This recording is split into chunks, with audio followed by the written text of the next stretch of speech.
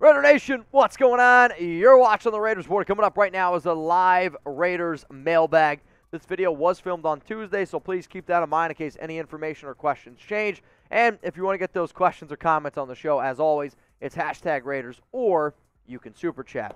So if you want to make sure that you never miss any of our videos, you can subscribe right now. If you want to see your questions featured on the show, I go live every single Tuesday, 6 p.m. Eastern Time, 3 p.m. Pacific. But if you're subscribed and you got those noties on, you won't miss anything, man.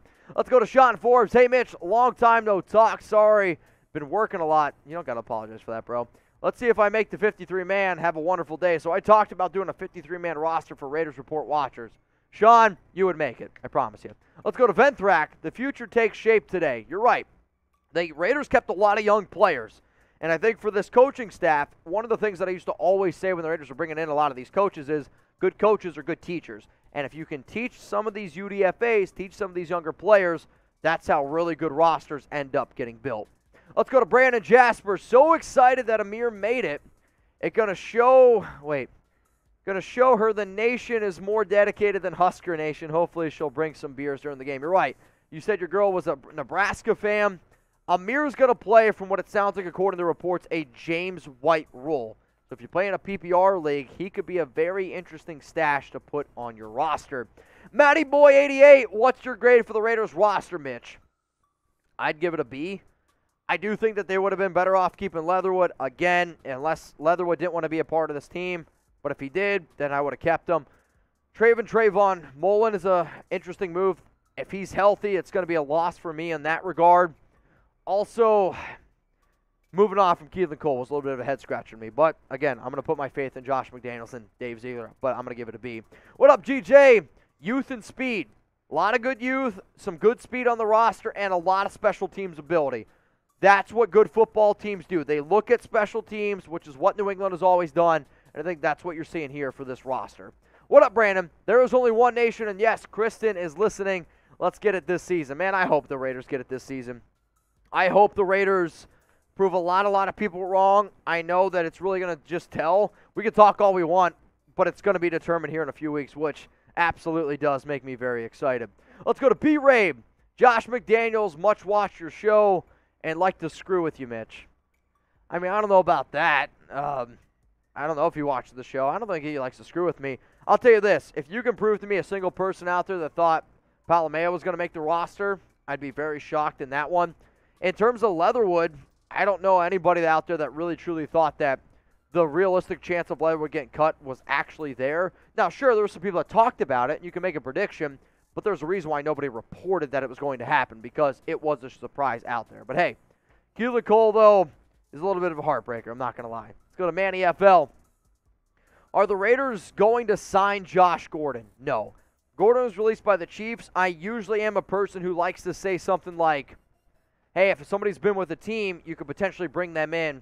I'm not going to go on that route. If you want to bring in a free agent wide receiver, to me now, I think OBJ is a name to keep in mind, though it would be a little bit far-fetched. But hey, we've seen crazier things happen, right?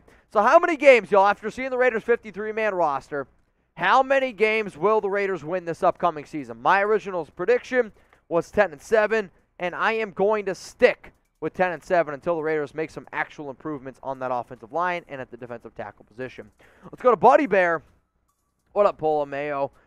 Good at special teams. I think he missed more tackles than made in the preseason. That one is the biggest WTF for me. You're right. I'm not going to disagree. Out of all the players that the Raiders kept, that's the biggest head-scratcher to me, and I don't want to bring up something like this. Reminds me of some like high school politics stuff where coach's kid makes the team.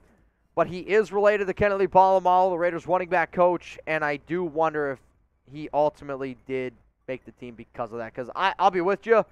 From what I saw in the preseason, he wasn't good enough to make this roster. But maybe he's better on special teams.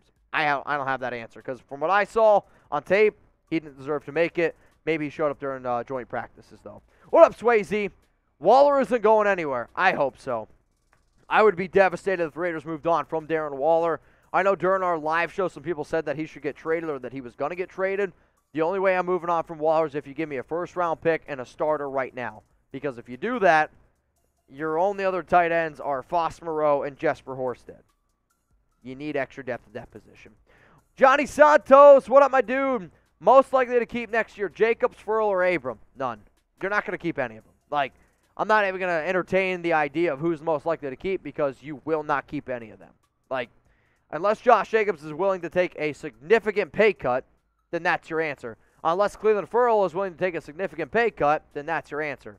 The issue is, though, I don't think that those guys are going to take significant pay cuts. They're going to try to get the most money and go about their career. What up, Chad? Mitch, don't understand why we keep such a deep backfield. Maybe it's in front for making room for a right tackle. Thoughts?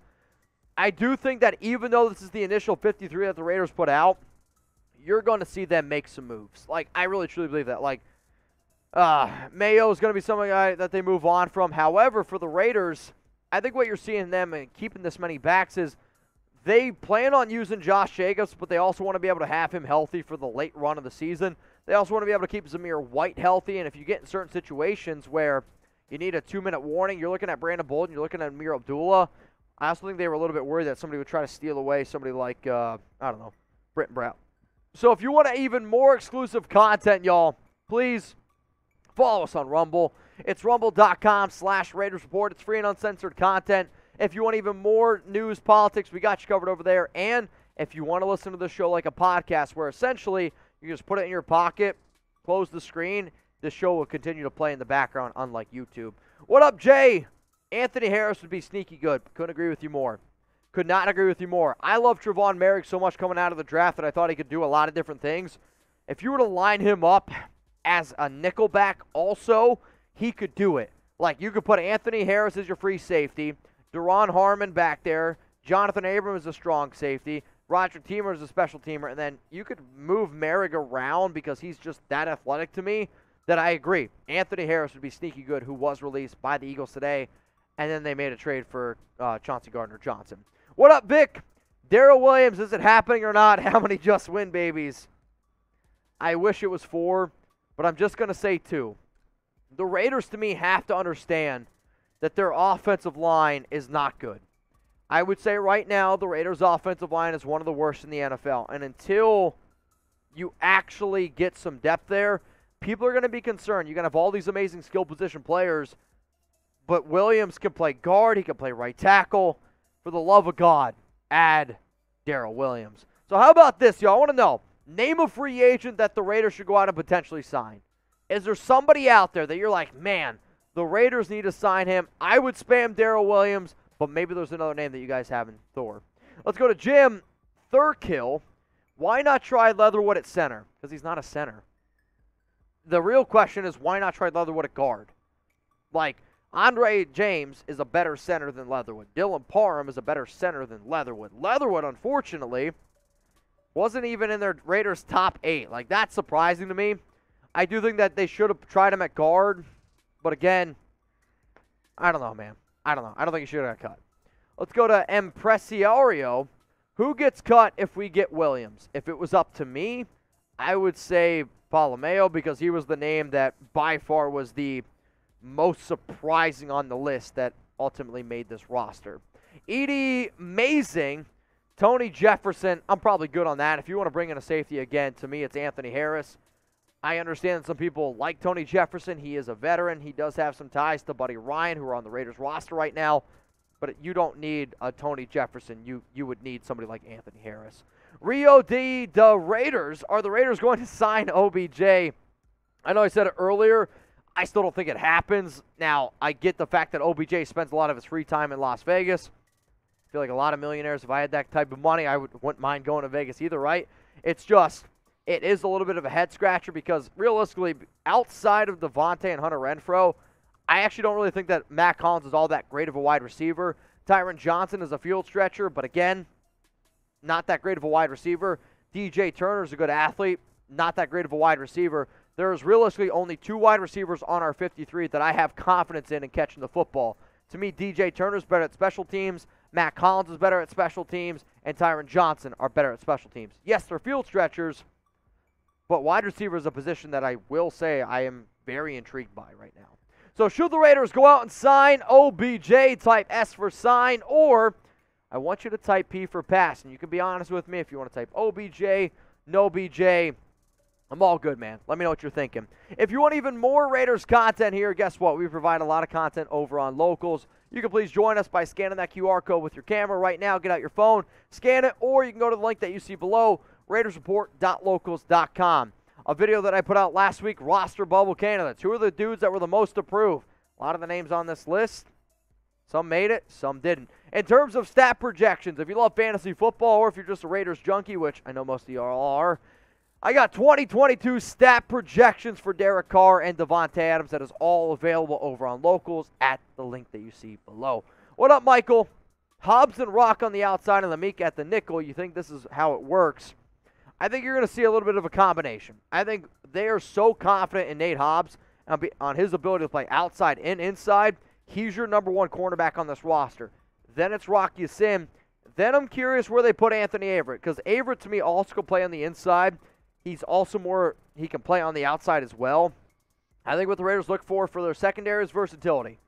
They went out and they surprised some people, but I know Sam Webb looked good. Amik also has some upside as well. Michael Haywood, what up, my man? Daryl Williams, Logan Ryan, and Ndamukong Suh. Logan Ryan, from what I've been told, is expected to go back to the Tampa Bay Buccaneers. But, yeah, Daryl Williams and Ndamukong Suh, if you were to tell me on the offensive side of the football, Williams would be the guy I would want the most. If I were to be a betting man and say which defensive tackle is most likely to sign with the Raiders, I would say either Ndamukong Suh or Danny Shelton. Desi Turner, what up, Mitchell? Med school just started back up, plus major life changes. Crazy busy, Desi. Any updates on salary cap after all the cuts? Unfortunately, Desi, I wish I could give you an update. But we woke up today with about $21 million in salary cap space. The trade from Trayvon Mullen saves about $2.2. And then since the Raiders decided to cut Leatherwood, that's about an $8 million dead cap hit there. So it's also going to be interesting to see how much money certain players got that were released. I'll try to keep you up to date when I get the official number, but unfortunately, I can't give you a number now because I'd be lying to you. What up, JV? Who do you think going to the practice squad? I would say I don't really think Keelan Cole ends up going because somebody's going to claim him.